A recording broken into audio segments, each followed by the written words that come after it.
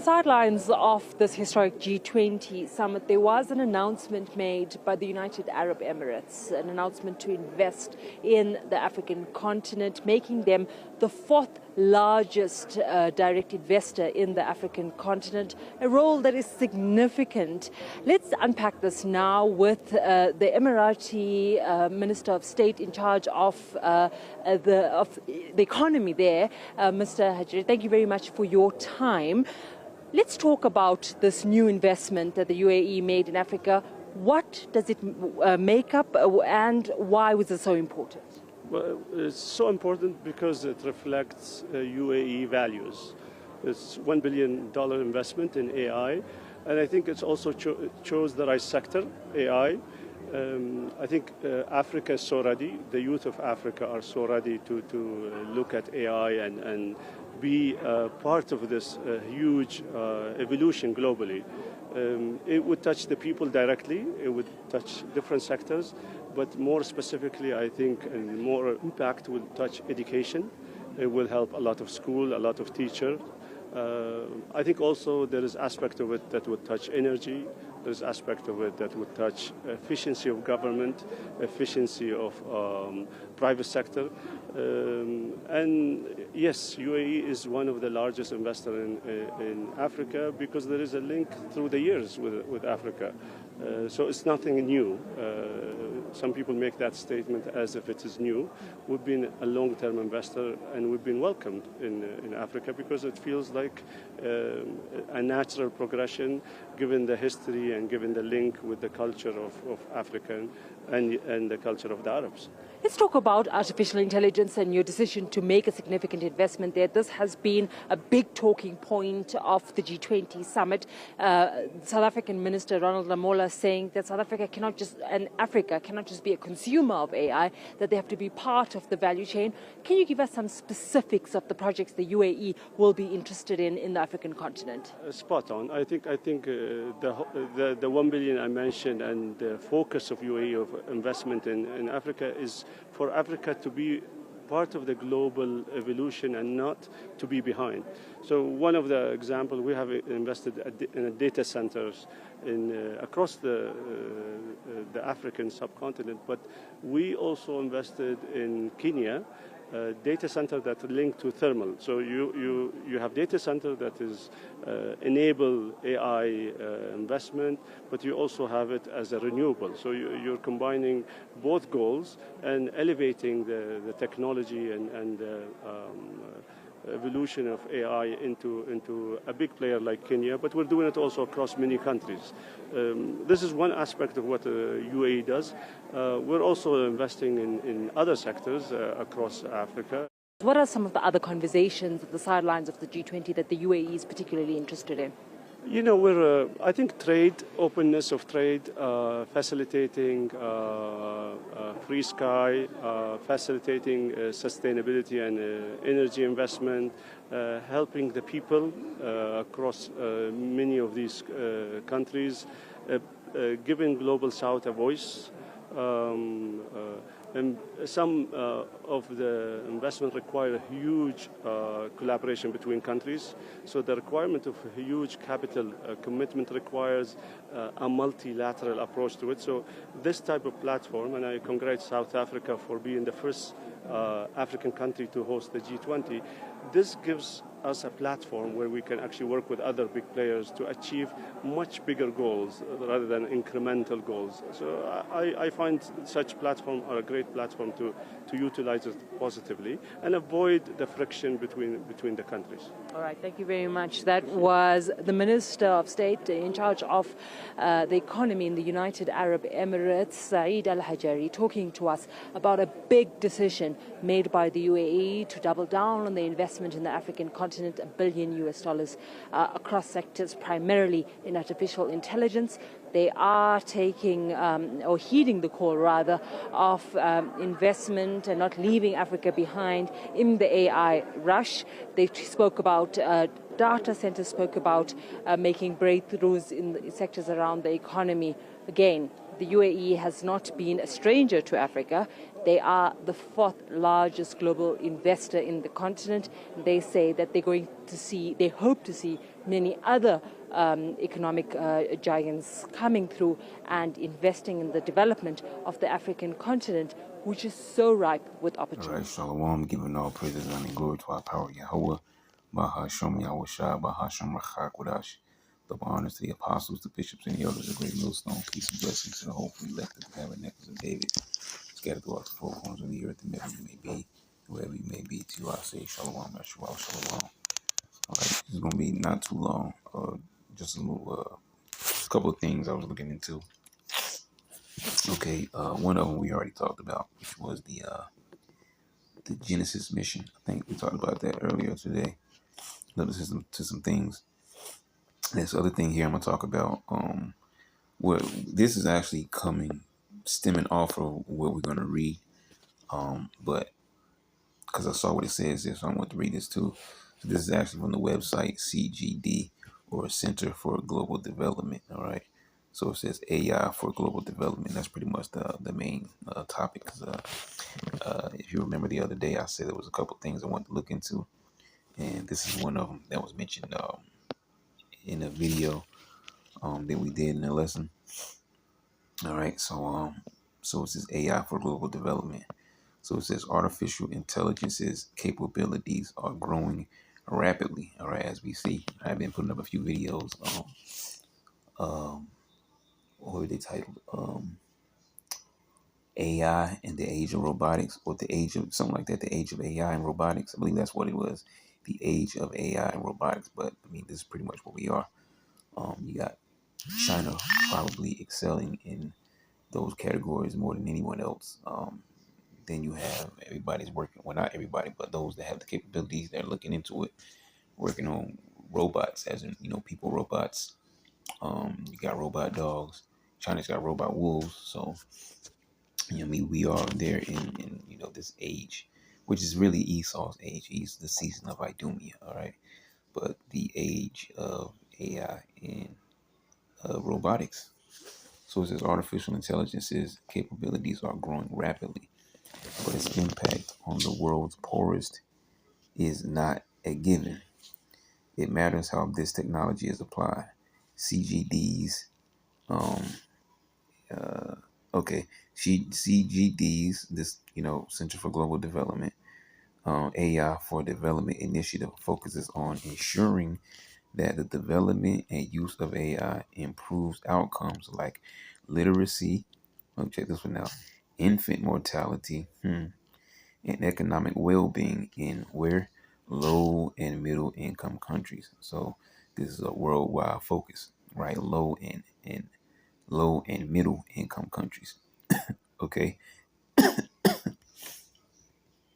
All right. So yeah, it focuses on ensuring that the development and use of AI improves outcomes like literacy, infant mortality, and economic well-being in low and middle income countries. All right, and then this is more stuff here down there. You can go through the site if you want to. Not super important. Okay, so I can't back up. So I think it's under here. Let me go back over here. Yeah, I mentioned this earlier. You see that in the top left? Virginia High School assistant principal brother arrested for plotting to delete ICE agents. Okay, so we got assistant principals plotting on ICE. You got Latin Kings plotting on ICE. And then you got the most recent situation, the Afghan guy who he didn't plot. He pulled it off, all right, which I found out today because the news was on the TV. That one of those was a female, okay?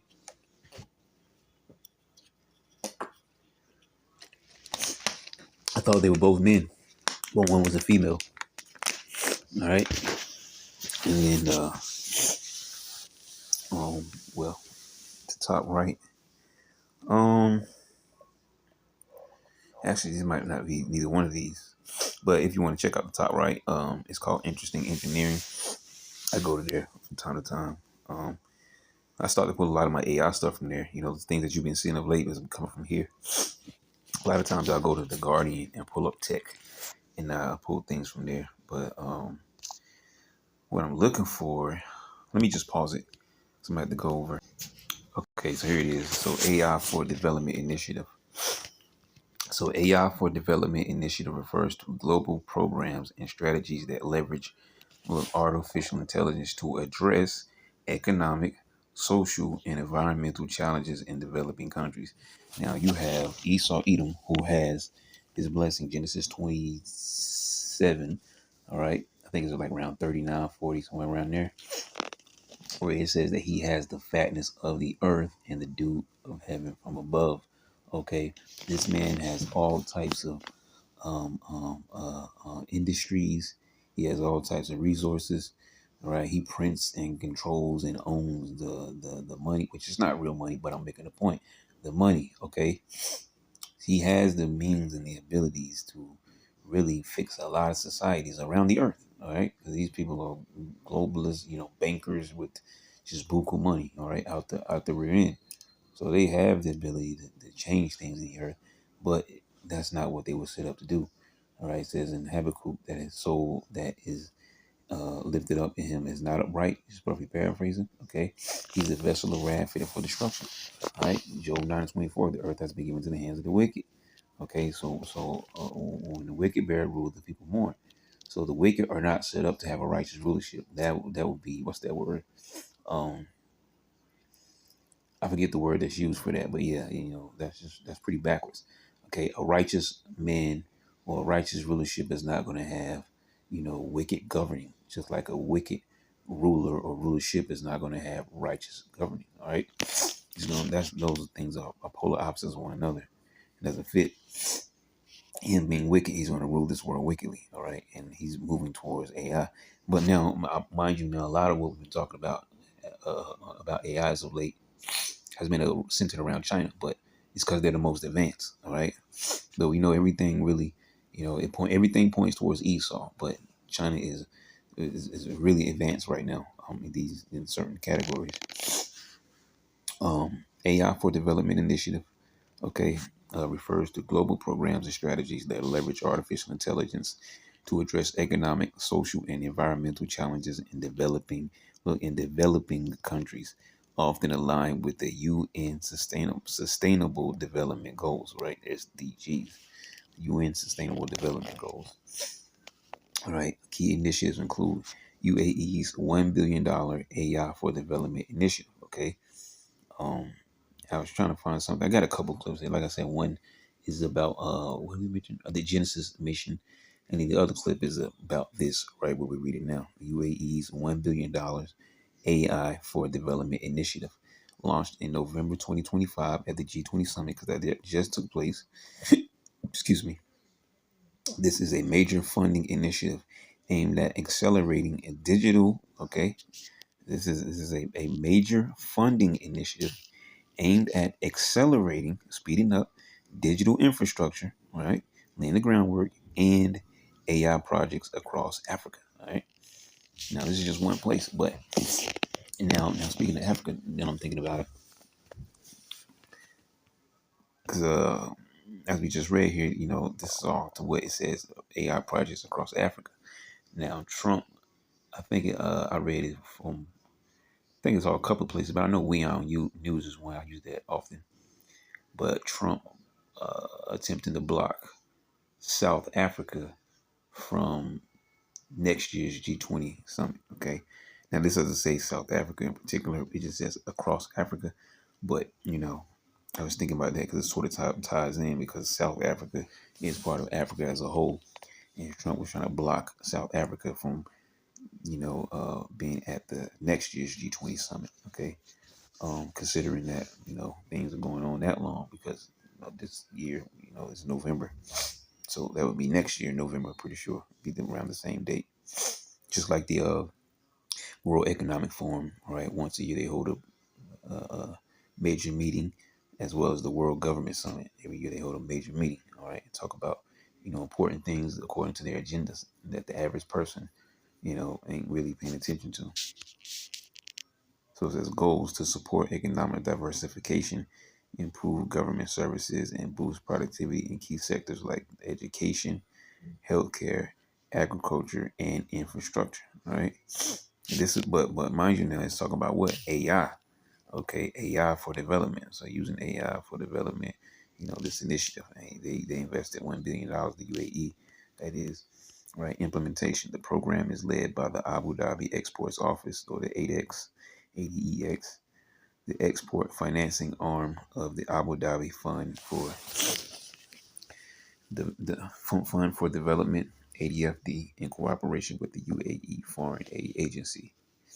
All right. Now, this is something I saw that was new. It says AI4D, which stands for Artificial Intelligence for Development. All right, the AI4D. Okay, IDRC and partners, a collaborative program by the International Development Research Centre, or the IDRC, the UK's Foreign Commonwealth and Development Office, FCDO, and other partners. All right. So that was something new that I heard of, the AI4D, Artificial Intelligence for Development. Okay. But it pretty much it has the same ring to it as whatever else is up above. It goes to support a responsible AI ecosystem. All right. So AI ecosystem, I mean, as a matter of fact, maybe we can punch that in. All right. And we'll actually go and do that now and let it think. See what it says there.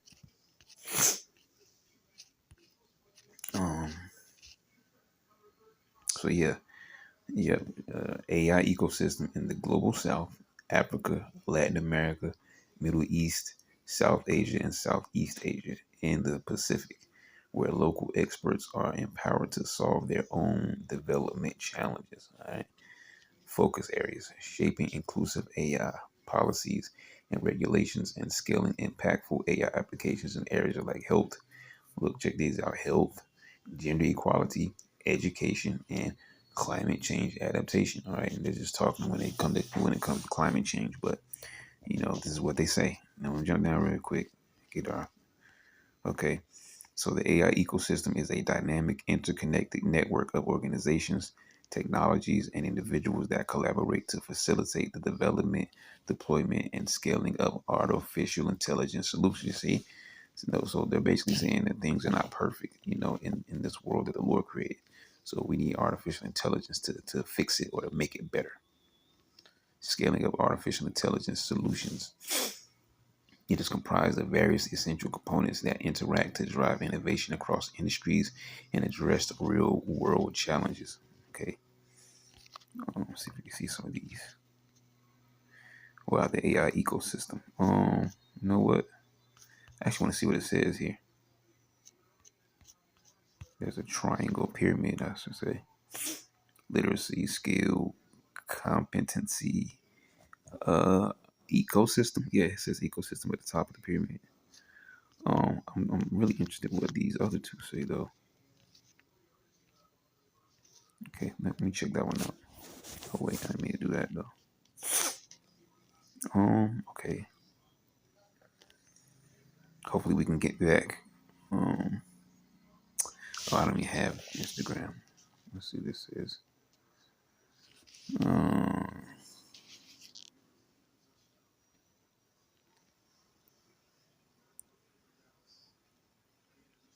DevOps and deployment sphere. I don't really know what most of this stuff is. Probably something else I had to look into. Let me get back and let me tap this one. Let me see if it's that one.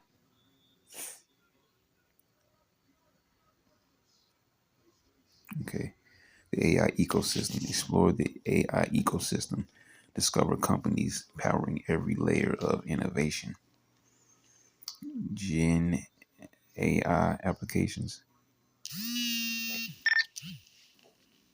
Text encoding. Mental models. Okay, so you probably have to look into more what it's saying there to really break down everything that's saying. Look, data, right? And get into that. I'm not going to do it right now, though. Yeah. But I mean, that's the term, though, the AI ecosystem. All right, key components: infrastructure, compute, and hardware. the foundational physical backbone of AI, including data. So there you go. See, including what are they big talk? They've been talking about as of late. Data centers. All right, running all this information through one place. All right, data centers, high performance chips, GPUs, CPUs, and networking equipment, which provide the computational power and storage necessary to run complex AI models. Yeah, hence going back to the data centers, right? Because they need, they need some superpower. They're basically like a Terminator had Skynet. iRobot had Vicky. Um, I can't really think of any other movies, but I'm pretty sure there's more. Oh, I mentioned that earlier. Mission Impossible had the I don't know, I forget the name of that AI from the Sevastopol. Anyways, data and data management, high quality, diverse data is crucial for training effective AI models and mitigating biases. This layer involves data collection. There you go.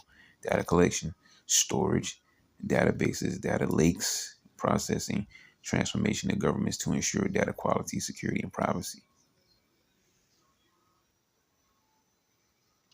AI models and frameworks. This includes the algorithms, machine learning frameworks, example given, TensorFlow or PyTorch, never heard of either one of those, and pre-trained foundation models that form the intelligence. Wow.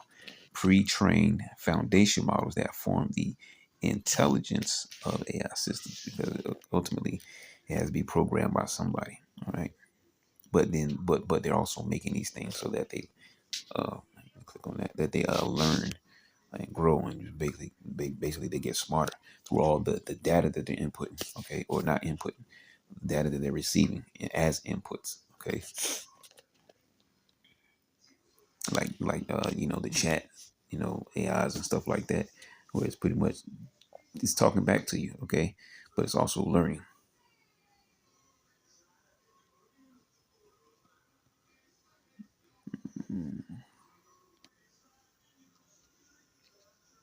Key stakeholders. Okay, so you can read some more on that if you want to. I'm gonna jump back up and finish this though. So, Center for Global Development, or CGD, AI for Development Initiative. The initiative focuses on ensuring that the development and use of AI improves outcomes such as literacy, infant mortality, and economic well-being in low and middle income countries. That's what it said up above.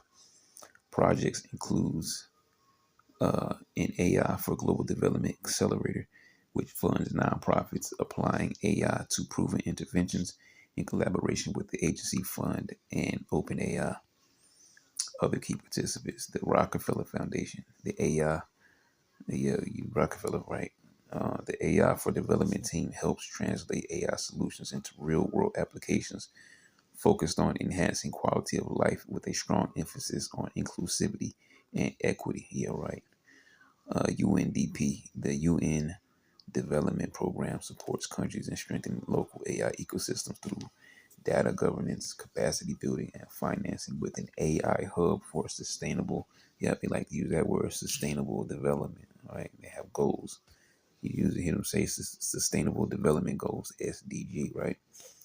These initiatives aim to harness AI's potential to bridge developmental gaps, but also emphasize the need for responsible governance and inclusive participation to ensure the benefits are widely distributed and potential risks like bias and inequality are mitigated. Yep. Hey, good luck with that, because these dudes, Elon Musk and all these guys, they're messing around with a technology that they don't really know the extent what they're creating. Okay, they know what they're creating, but they don't really know the extent, of what they're doing. Right? They don't really know how to harness what they're creating, but yet they want to create it though.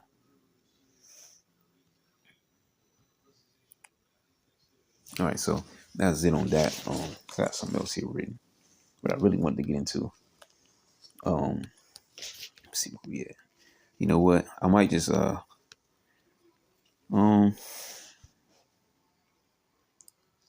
I'll punch it in now. Okay, I was gonna wait. I can do it now. UN's. We talked about this the other day. The 50 in 5 initiative. Okay.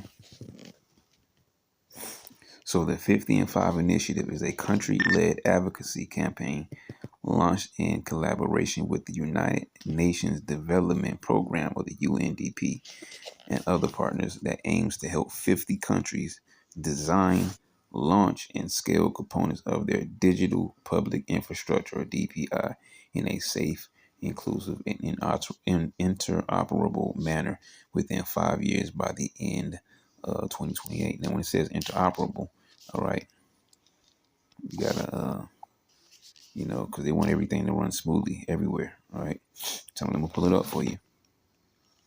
The ability of different information systems, devices, or applications to securely communicate, exchange, and use data in a coordinated way. You see, because everybody's talking about digital currency, everybody's talking about digital systems, everybody's talking about microchips, everybody's talking about robotics, biometrics, facial recognition, all this kind of stuff like that. Everybody's talking about the same thing across the globe.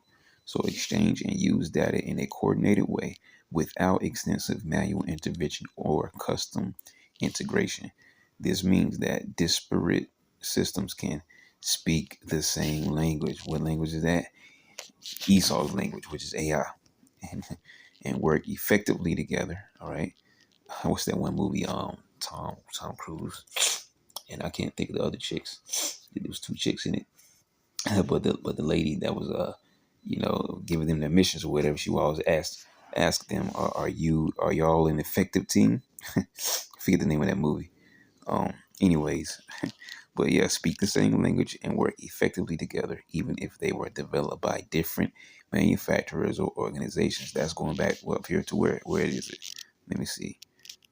Yep, see, use of data in a coordinated way. There you go.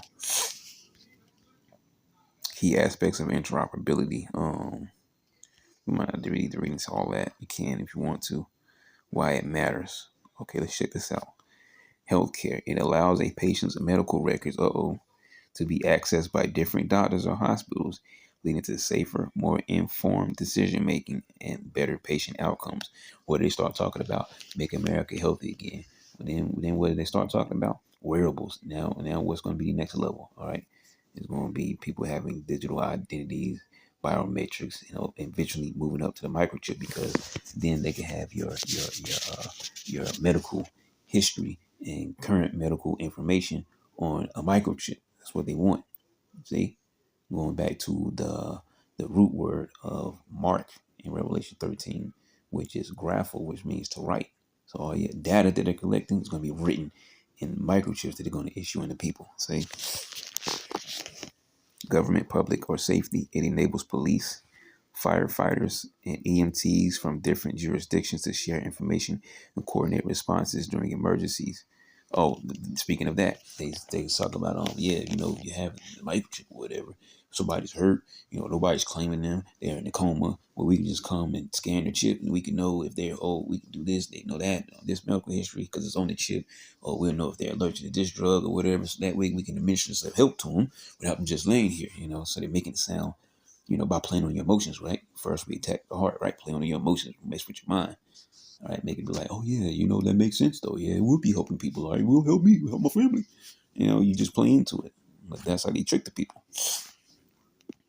Financial services. It ensures banks and payment providers can securely exchange data to facilitate transactions and detect fraud. That's another thing they talk about. All right, we'll just say scammers. All right, for lack of better words, more privacy. All right, more protection. But yeah, every time you talk about one of these topics, those are one of the things that comes up: privacy, and what's the other one they always talk about? I think equity or something like that. I know privacy is one of them, though, because people always worry about privacy. Digital public infrastructure in the context of the UN 50 and 5 initiative, which goes back to I'll show you what it says up above if I can find it. Actually, might be up here, but yeah, it basically them, in 5 years. Okay, something like that. We'll probably run across it again. So let's just finish. So in the context of the UN 50 and 5 initiative, Interoperability is a core principle ensuring that components, so because basically they're telling you that this is going to be a worldwide system and everybody's going to be working in tandem. So there's nowhere you're going to be able to, go or run to where you're going to escape this system. No, right? It's going to be like a digital net around the world. Okay. Interoperability is a core principle ensuring that way, which is why we we talk about we got 5G towers, we got 6G, they got Starlink, they got satellites, they got things like Palantir, and just so on and so forth. All right, they got all these things to monitor and globally govern people. Okay, so in the context of the UN 50 and 5 initiative, interoperability is a core principle ensuring that components like digital IDs, there you go, see digital IDs, little payment systems, which are also going to be what? Digital, okay?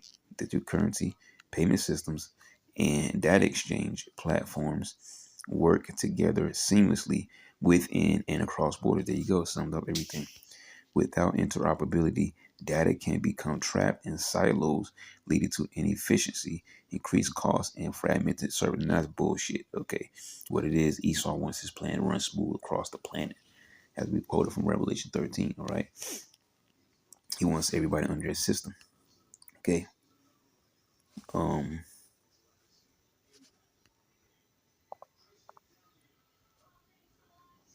That's interesting. What are some examples of interoperable? Because we read that, didn't we? Oh wait, hold on. Oh, okay. No, we got to go back up top and finish that. I want to click on that though. What are some examples? Bear with me. Give me a moment while I relocate real quick. Just 1 second. Okay, let me see here. So, interoperable digital public infrastructure, or DPI, allows governments, citizens, and the private sector to exchange data and services seamlessly and securely using shared standards and platforms. All right, so intellectual property protection, collaboration, scalability, interoperability, inclusivity, and all, I guess, into one different place. All right. Okay. Anyways, so examples, right? DPI, India Stack, or India Stack, India. India Stack is perhaps the most comprehensive and well-known example of an interoperable DPI ecosystem built on 3 core layers. Aadhaar, look, check this out. Digital identity, a biometric identification system providing a unique, verifiable digital identity to over 1 billion people. This identity can be used across various services, from opening bank accounts, right? Accounts to receiving government welfare benefits.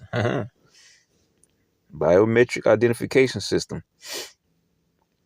Okay, Unified Payments Interface, or UPI, which is basically, there you go, they summed it up for you, digital payments. All right, an instant real-time payment system that allows users to send or receive money instantly across different banks and payment. Oh, beautiful.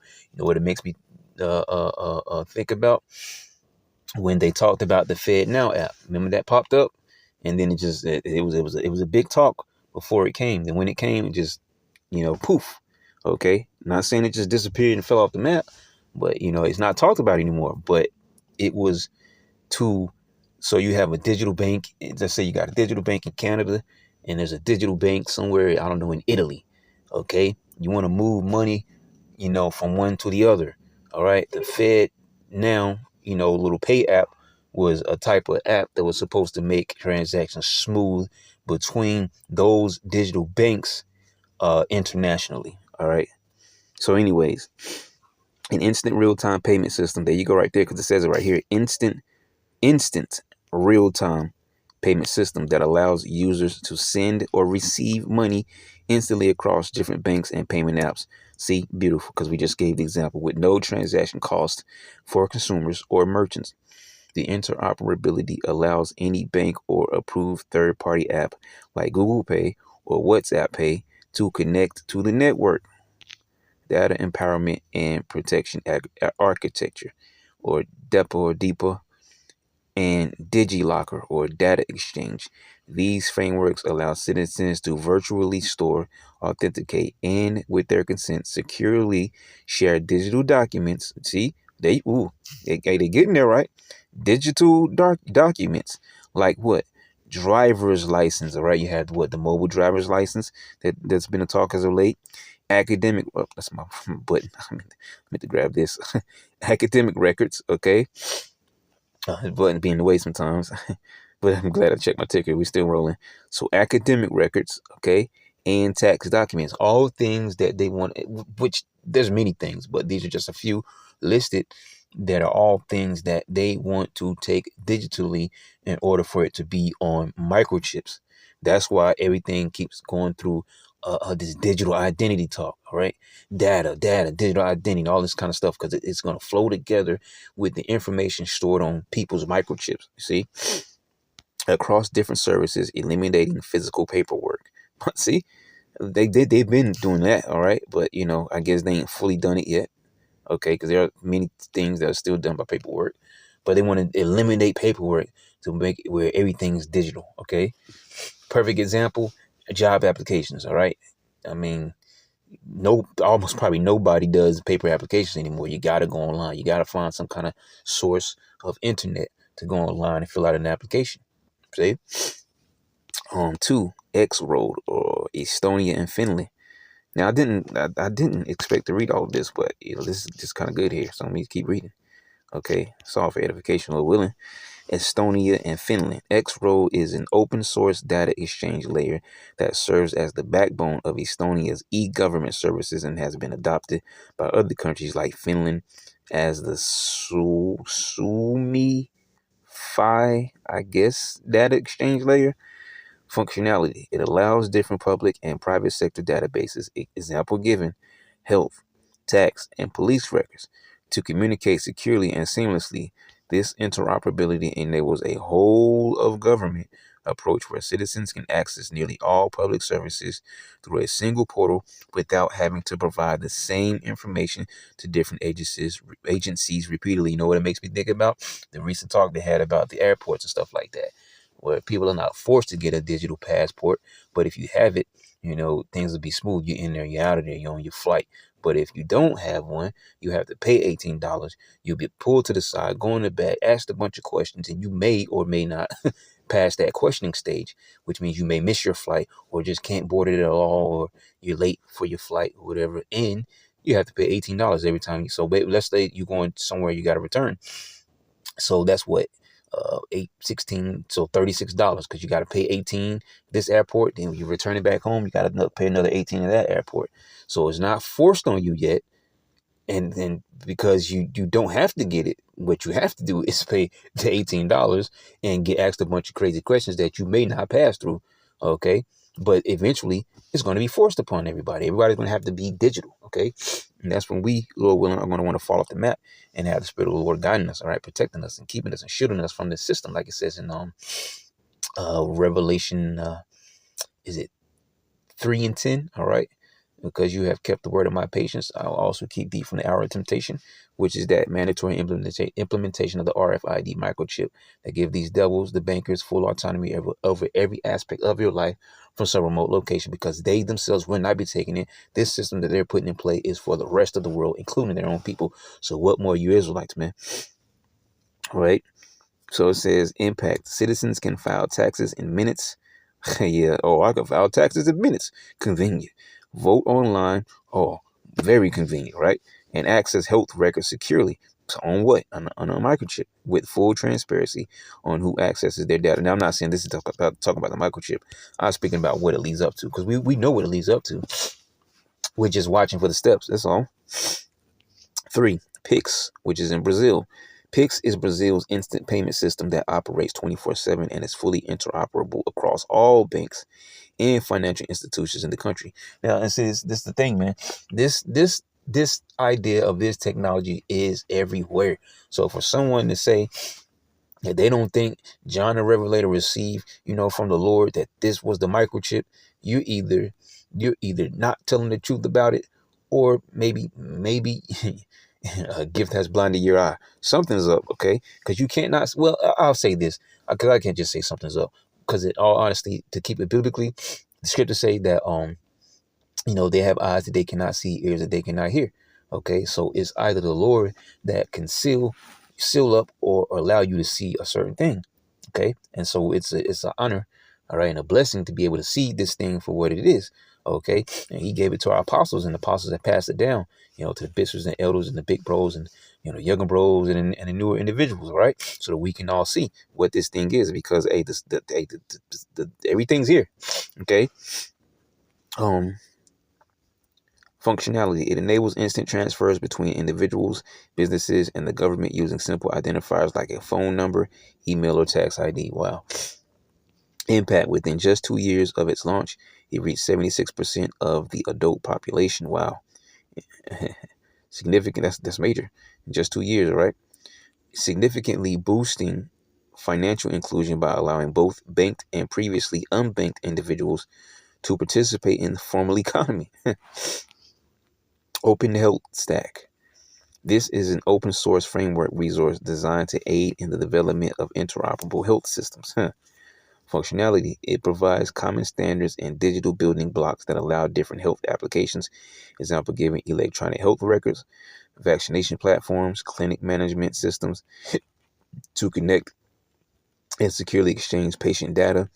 This allows health data to flow seamlessly between different providers and systems, a challenge often faced even in developed countries. These examples show how a foundational layer of secure, open, and interoperable digital infrastructure, right? Digital infrastructure can serve as rails upon which numerous public and private services can be built. And that's what they're doing. Dramatically increasing efficiency and inclusion across society. Okay.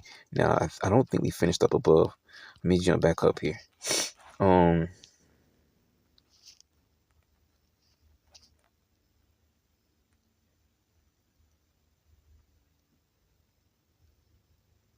Can't remember where we left off. I don't remember reading that.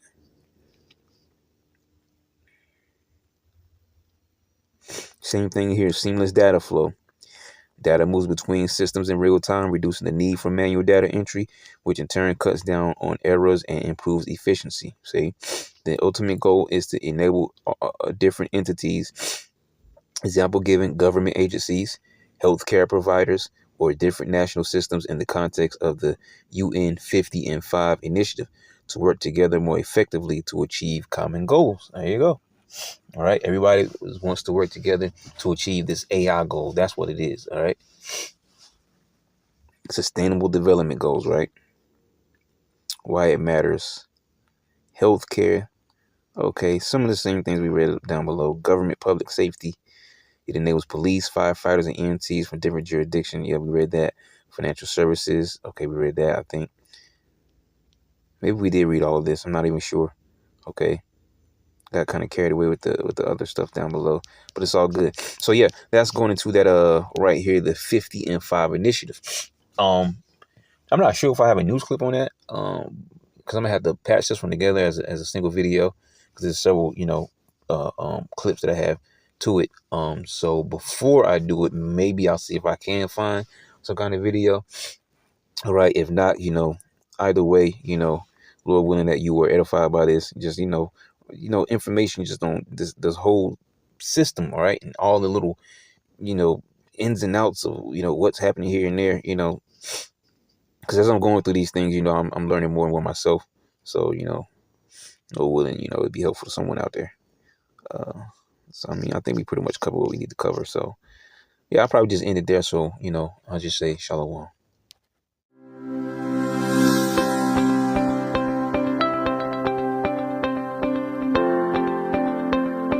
It is my great pleasure to welcome you to the second annual milestone event for the 15-5 campaign to advance safe, inclusive, and interoperable digital public infrastructure.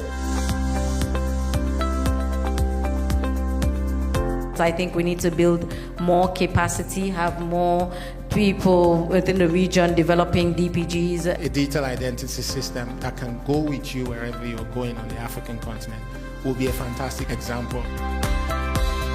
everyone that has the opportunity to lead a digital transformation journey in the country should definitely look at the amazing work that the Digital Public Goods Alliance has been doing. We've been able to address the tricky balance between regional benefit and national interest, working together, learning together, and experimenting together. The integration of DPI safeguards in the 50 in 5 campaign is a message and a call to action to the wider DPI ecosystem, and a renewed commitment by 15.5 participating countries that safeguards are non-negotiable. If it is not safe and inclusive, it is not DPI. Our commitment is to continue to share our learnings so we can learn together and ultimately grow together. If we want to develop humankind at every level, we need to build a new infrastructure, which is digital infrastructure. And for this, we need partnership, we need cooperation, we need a brilliant exchange of experience.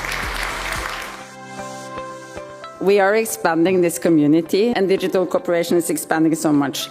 Let's continue the conversations and continue to keep cooperation in motion. Thank you.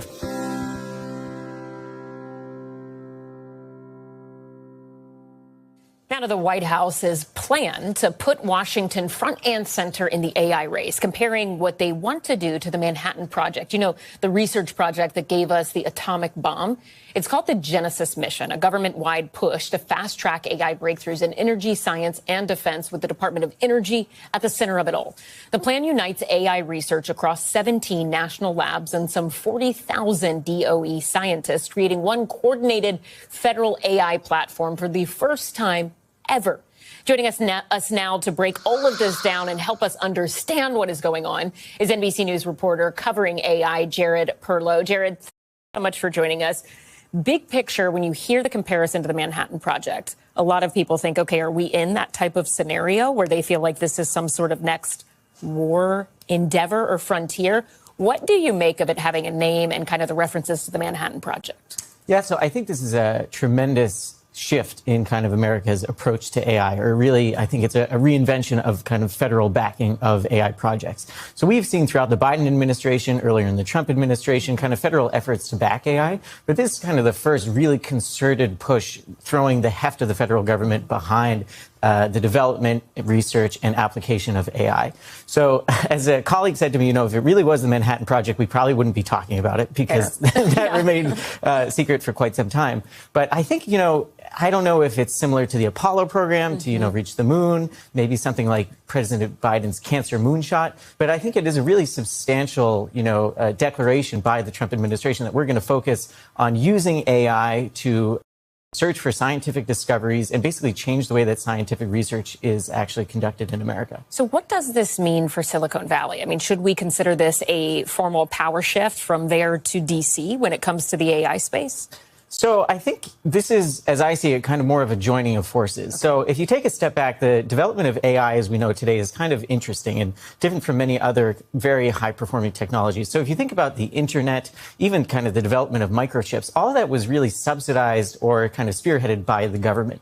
So AI, on the other hand, has really been spearheaded, developed by a handful of private sector labs. You think Anthropic, OpenAI, Google, you know, the companies whose chatbots you use.